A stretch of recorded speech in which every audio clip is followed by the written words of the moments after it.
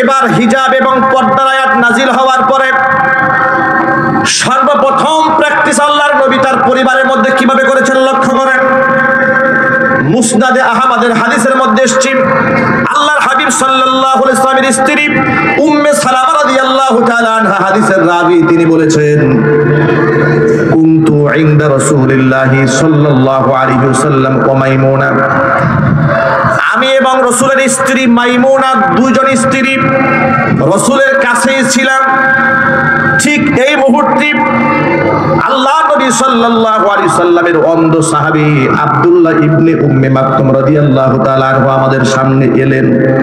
ফাদাখালা আলাইহি, হুজুরের সামনে এসে হাজির হয়ে গেলেন। আর এই ঘটনা ঘটেছে পর্দার আয়াত নাজিল হওয়ার পরে, ওয়াযালিকা বা'দা আন আমারনা বিল হিজাব। পর্দার আয়াত নাজিল হওয়ার পরে এমন ঘটনা যখন ঘটলো যে আমরা রাসূলের পাশেই ছিলাম, এমন সময় অন্ধ সাহাবী এসেছে, নবীজি আমাদেরকে ডাক দিয়ে বললেন, ইহতাজিবা মিনহু, ও উম্মে সালামা ও মাইমুনা, তোমরা এই অন্ধ সাহাবী থেকে পর্দার আড়ালে চলে যাও। সুবহানাল্লাহ বলবেন না?